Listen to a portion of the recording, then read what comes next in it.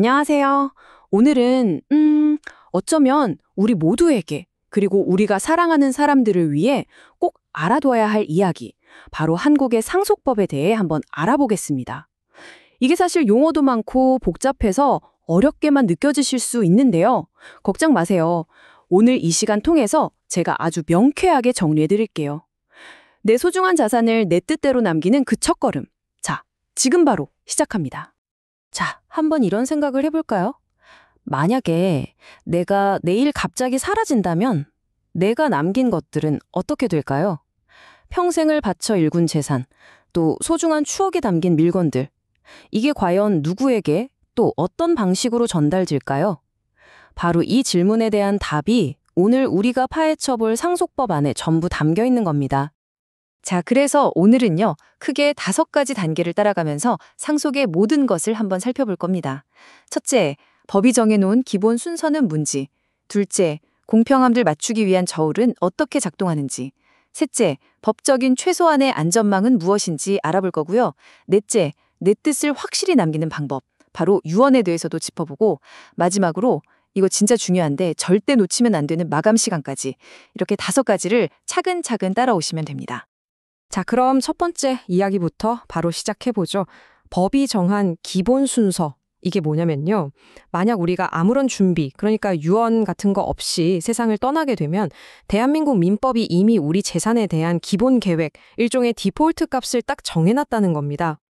법이 정해놓은 상속 순서는요, 정말 명확해요. 딱 계단식이라고 생각하시면 됩니다. 1순위에 해당하는 사람이 단 한 명이라도 있으면 그 아랫순위, 그러니까 2순위, 3순위 사람한테는 재산이 전혀 한 푼도 안 갑니다. 이게 무슨 말이냐면 예를 들어 저한테 자녀가 있잖아요? 그럼 아무리 저를 끔찍히 챙겨준 조카나 평생 의지했던 형제가 있어도 법적으로는 상속을 전혀 받을 수가 없게 되는 거죠. 그리고 상속받는 비율에도 아주 중요한 원칙이 하나 있어요. 바로 배우자는 자녀보다 1.5배, 그러니까 50%를 더 많이 받는다는 겁니다. 예를 들어서 자녀가 둘 있고 배우자가 남았다고 쳐볼게요. 그러면 재산은 자녀들이 각각 1씩 가져갈 때 배우자는 1.5의 비율로 가져가는 거예요. 아무래도 평생 함께 재산을 일궈온 배우자의 기여를 법이 더 인정해준다고 볼 수 있겠죠? 그런데 말이죠. 그냥 법이 정한 이 비율대로 딱 나누는 게 과연 항상 공평하다고 할 수 있을까요? 아닐 수도 있잖아요. 바로 그래서 우리 법에는 상속인들 사이에 실질적인 공평을 맞추기 위해서 일종의 저울 역할을 하는 2가지 아주 중요한 조정 장치가 있습니다. 네, 바로 특별수익과 기여분이라는 건데요. 이게 상속이라는 저울의 균형을 맞추는 추 같은 역할을 한다고 보시면 돼요. 한쪽으로 너무 기울지 않게 말이죠. 자, 특별수익은 뭐냐면 살아계실 때 미리 증여 같은 걸로 재산을 많이 받은 상속인의 몫에서 그걸 빼는 개념이고요. 반대로 기여분은 고인을 특별히 모셨다거나 재산을 늘리는 데 큰 도움을 준 상속인에게 몫을 더 얹어주는 일종의 보너스 같은 제도입니다. 자, 그럼 이 특별 수익이 어떻게 계산되는지 예시를 한번 들어볼게요. 훨씬 쉬울 거예요. 아버지가 돌아가시면서 남긴 재산이 10억 원이라고 해보죠.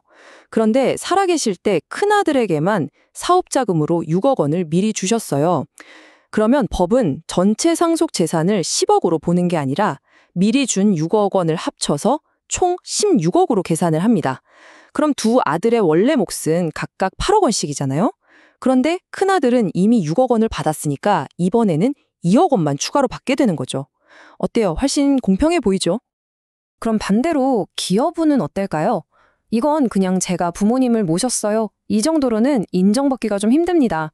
다른 형제들하고는 비교도 안 될 정도로 정말 오랜 기간 특별하게 간병을 했다거나 아니면 부모님 사업을 일으키는데 아주 결정적인 역할을 하는 것처럼 말 그대로 특별한 기여가 있어야 해요.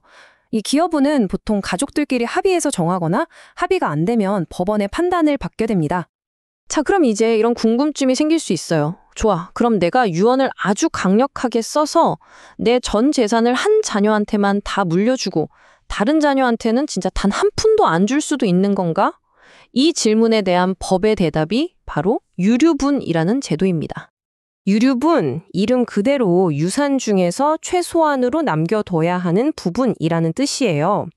고인의 자유로운 유언을 존중은 하되 그래도 남겨진 가족들의 최소한의 생활을 보장하고 또 상속인들 사이에 너무 극심한 불공평이 생기는 걸 막기 위한 뭐랄까 최후의 법적 안전장치인 셈이죠. 그럼 누가 얼마나 보장을 받느냐? 자녀하고 배우자는요, 원래 자기가 받을 법정 상속분의 딱 절반까지는 보장을 받고요. 부모님이나 할아버지 할머니는 3분의 1까지 보장받습니다. 그리고 여기서 진짜 중요한 최신 정보가 하나 있어요. 예전에는 형제자매도 이 유류분 권리가 있었거든요.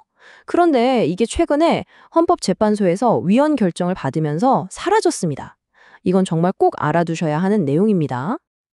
자, 지금까지는 법이 정해놓은 규칙에 대해서 알아봤잖아요. 그럼 지금부터는 우리가 직접 내 유산의 규칙을 만들 수 있는 가장 강력한 도구, 바로 유언에 대해 이야기해 보겠습니다. 유언이야말로 내 뜻을 가장 확실하게 남길 수 있는 방법이니까요.